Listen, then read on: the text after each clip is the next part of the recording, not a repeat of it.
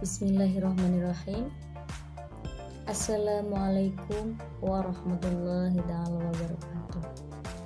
Alhamdulillahirabbil alamin wa bihi nasta'in ala umuri dunya waddin. Wassalatu wassalamu ala asrofil anbiya'i wal mursalin wa ala alihi washabihi ajmain, amma ba'du. Perkenalkan, nama saya Maftuhatul Kiram, Prodi Manajemen Pendidikan Islam, NIM K2016-32. Di sini saya ingin menyelesaikan tugas mata kuliah manajemen konflik. Sebelum memulai pembahasan, marilah kita membaca doa terlebih dahulu. Berdoa, mulai.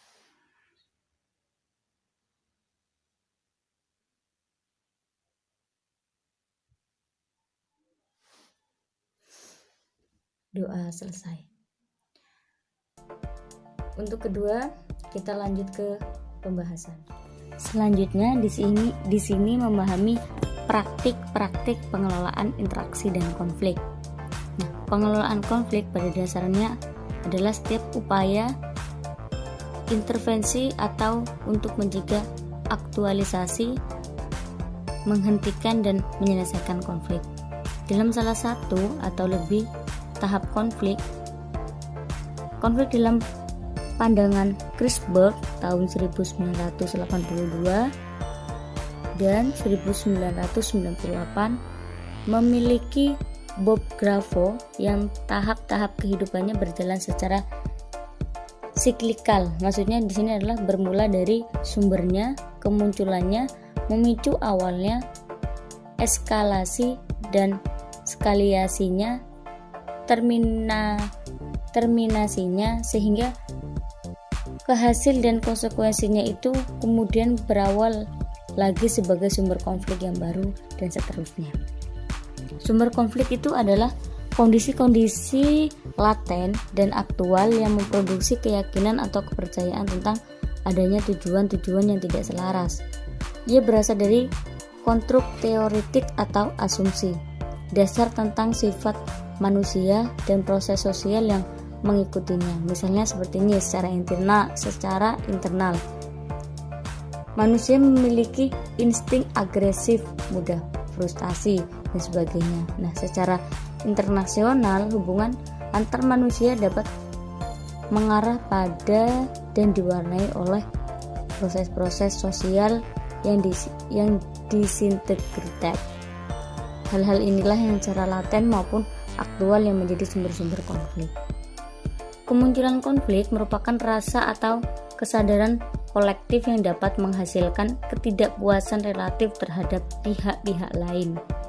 Maksudnya di sini adalah tahap paling awal aktualisasi konflik, yaitu ketika kesadaran individu akan adanya ketidakpuasan dan tujuan-tujuan yang saling berlawanan dengan individu lain menjadi sebuah rasa atau kesadaran kolektif.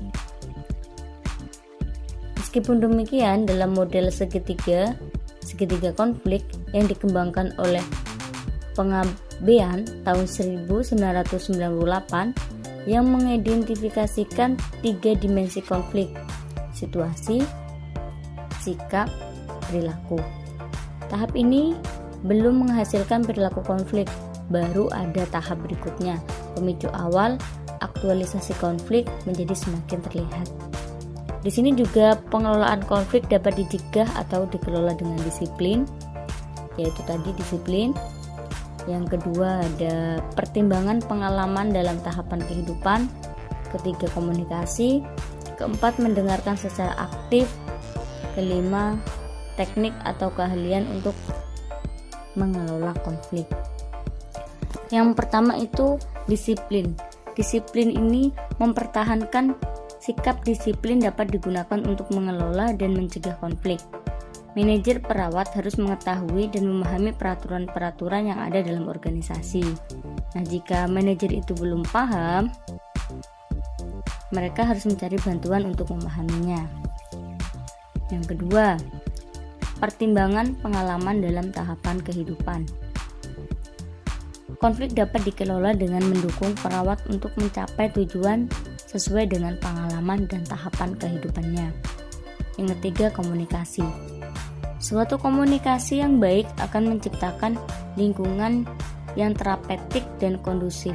Maksudnya di sini suatu upaya dapat dilakukan manajer untuk menghindari konflik adalah dengan menerapkan komunikasi yang efektif dalam kegiatan sehari-hari yang akhirnya dapat dijadikan sebagai satu cara hidup.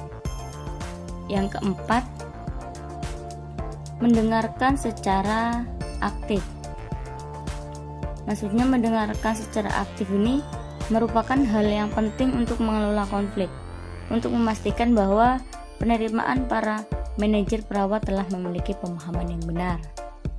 Yang terakhir, di sini teknik atau keahlian untuk mengelola konflik. Teknik atau keahlian untuk mengelola konflik, pendekatan secara resolusi konflik tergantung pada konflik itu sendiri. Karakteristik orang-orang yang terlibat di dalamnya, keahlian individu yang terlibat dalam penyelesaian konflik, pentingnya isu yang menimbulkan konflik, dan ketersediaan waktu dan tenaga.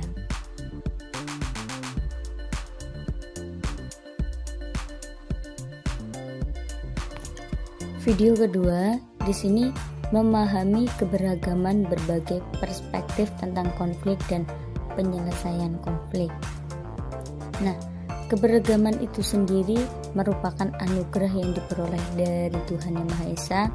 Dengan memahami keberagaman atau berbagai macam sifat dan ciri-ciri individu, sifat tenggang rasa dalam diri akan resah. Maksudnya tenggang rasa ini seseorang yang dapat menghargai perasaan orang lain. Keberagaman budaya di NKRI merupakan suatu keberagaman yang sangat unik, dan keberagaman tersebut berbeda dengan masyarakat lain yang ada di dunia ini. Nah, di Indonesia ini merupakan bangsa yang dibangun dari dan di atas keberagaman. Di situ, sisi keberagaman ini menjadi suatu daya tarik bagi bangsa lain untuk mempelajari toleransi. Nah, toleransi ini sikap saling menghormati dan menghargai, kerjasama dan kebersatuan. Namun, di sisi lainnya, keberagaman itu sendiri cenderung mendorong konflik sosial yang berdasarkan pada keberagaman itu sendiri. Jika keberagaman tersebut disalah tanggapan, maka kehidupan masyarakat yang ada di NKRI menjadi rawan konflik. Konflik sosial secara sosiologis dapat didefinisikan sebagai berbagai masalah yang menimbulkan pertentangan dalam kehidupan masyarakat atau bernegara, yang disebabkan oleh adanya perbedaan pendapat atau pandangan tertentu. Akibat adanya rasa toleransi dan perasaan saling mengerti akan kebutuhan individu masing-masing.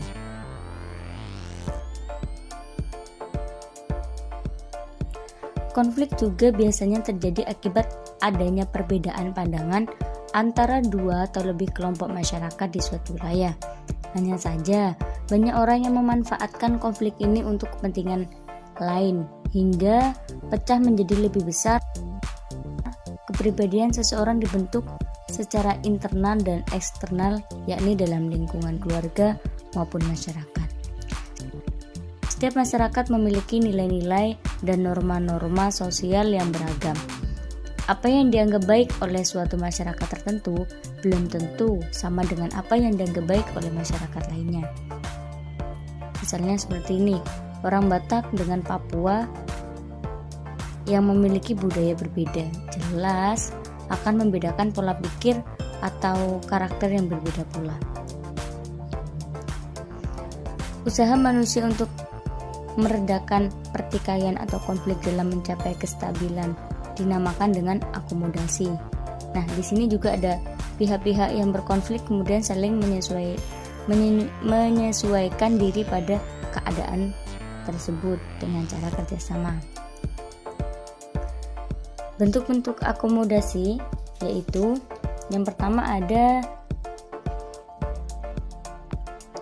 genjatan senjata.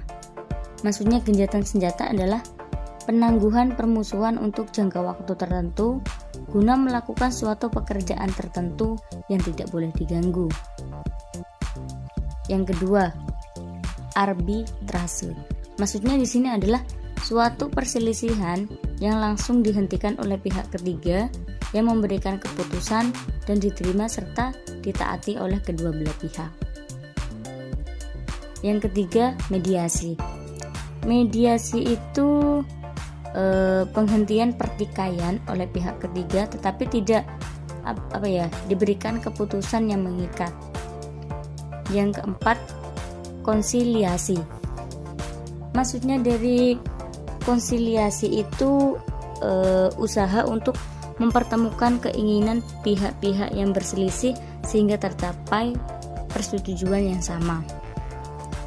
Yang kelima, jalan buntu. Jalan buntu ini maksudnya adalah keadaan ketika dua belah pihak yang bertentangan memiliki kekuatan yang seimbang, lalu berhenti pada suatu titik dan tidak saling menyerang. Yang terakhir itu ada adjudikasi. Adjudikasi itu penyelesaian perkara atau sengketa di pengadilan. Jadi ketika tidak ada penyelesaian, ya itu terakhir adjudikasi di pengadilan, seperti itu. Mungkin cukup itu yang dapat saya sampaikan pada teman-teman. Kurang lebihnya saya minta maaf yang sebesar-besarnya apabila ada perkataan yang kurang enak dan kurang jelas, karena saya hanya manusia yang belum sempurna. Terima kasih.